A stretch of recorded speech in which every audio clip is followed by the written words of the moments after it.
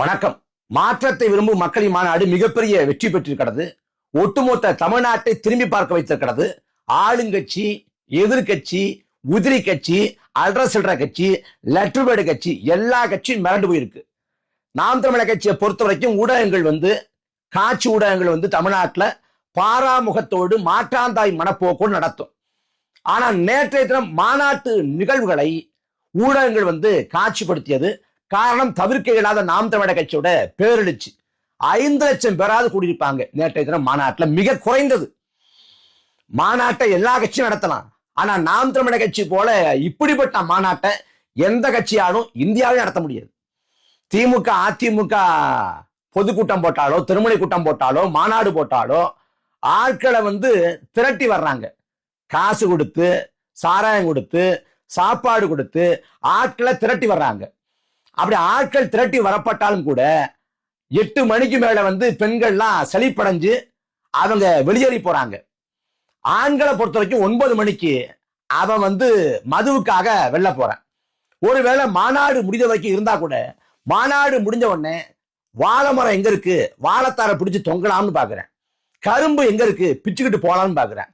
சமயக்கட்டு எங்க இருக்கு, அரிசி, பருப்பு, காய்கறி, உப்பு பொட்டலம் அதெல்லாம் எடுக்கலாம்னு பாக்குறேன். இப்படிதான் திமுக, அதிமுக மாநாடு இருக்கு. இன்னொரு கட்சி இருக்கு, தற்கொலை கட்சி. அந்த கட்சி மாநாட்டை பத்தி சொல்லவே தேவையில்லை.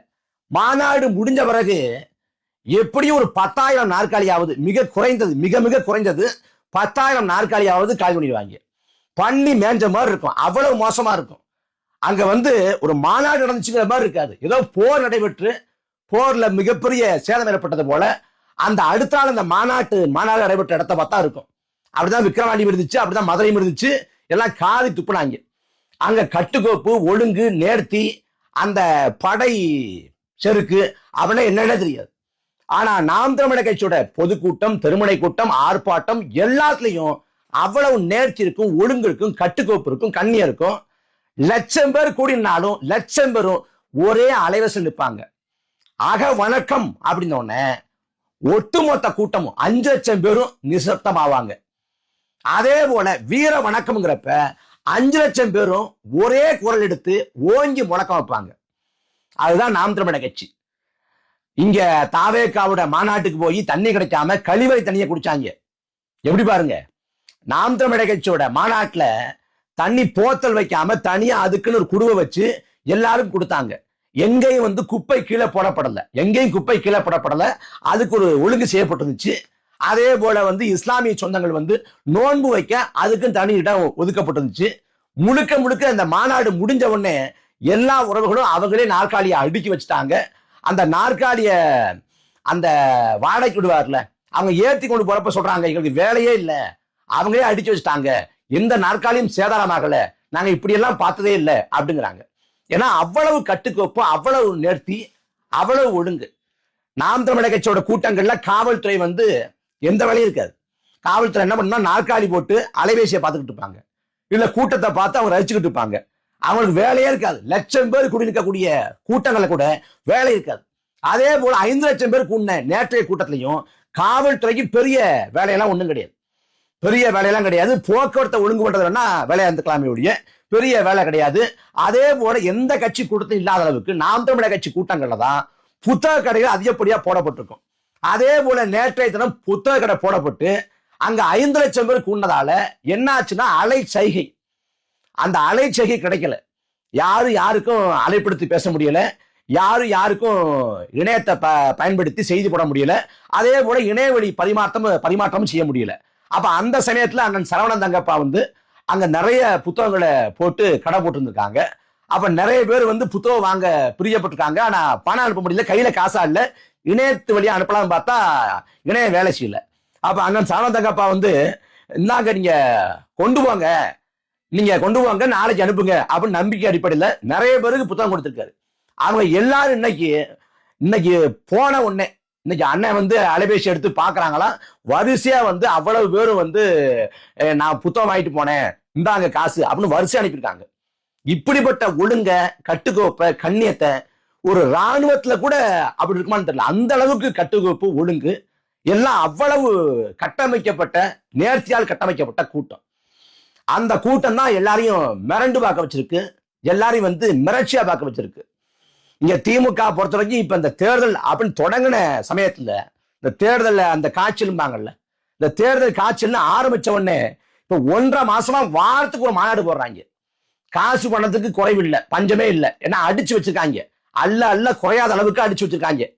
அந்த கொள்ளையடிச்ச பணத்துல இருந்து ஒரு துளிதான் ஒரு மாநாட்டுக்கு 80 கோடி செலவு பண்ணுவாங்க. அப்படிப்பட்ட திமுக வாரம் ஒரு மாநாடு போடுது.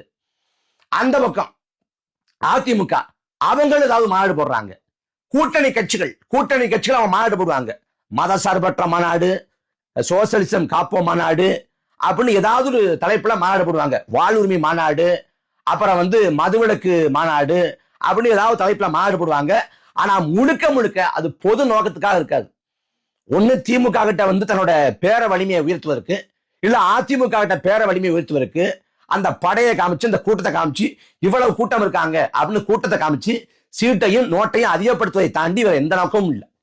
இப்படி திமுகவும் அதிமுகவும் இல்ல இந்த கூட்டணி கட்சிகள் விசிக, பாமக போன்ற கூட்டணி கட்சிகள் இவங்க போடுற மாநாடு எல்லாமே முழுக்க அரசியல் தன் லாபம் சார்ந்தது.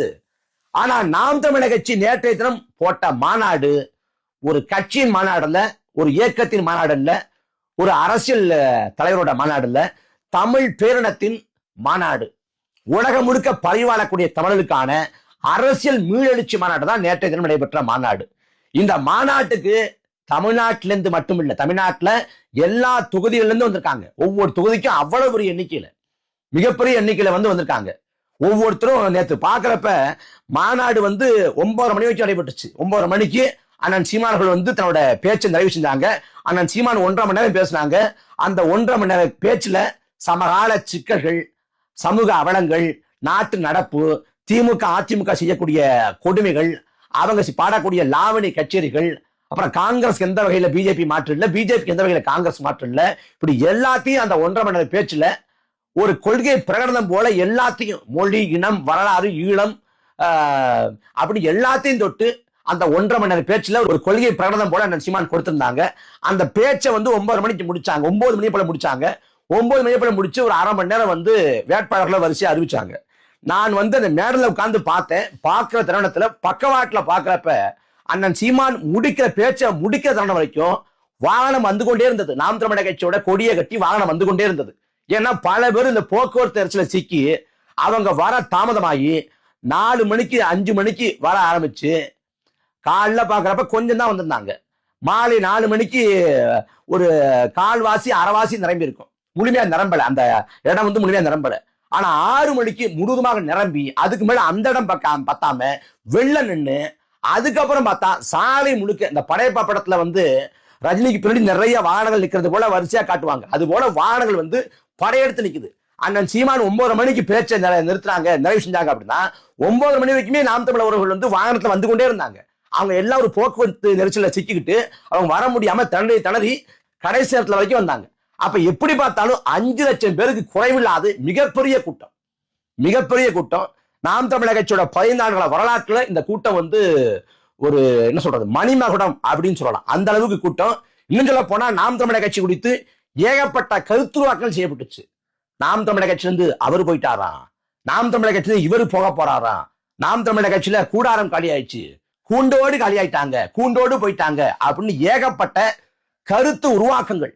நாம் தமிழர் கட்சி காலியாகுது அப்படின்னு கருத்து உருவாக்குங்கள். நாம் தமிழர் கட்சி வந்து தோல்வியை சமாளிக்க முடியாம அங்க எல்லாம் விலகி போறாங்க அப்படின்னு, விஜய் வந்த பிறகு அங்க எல்லாருமே இருக்க முடியாம விலகி போறாங்க அப்படின்னு, அந்த அத்தனை கருத்துருவாக்கங்களையும் அத்தனை அவதூறு பரப்புகளையும் நேற்றைய ஒரு மாநாடு சுக்கு நூறாக்கி விட்டது.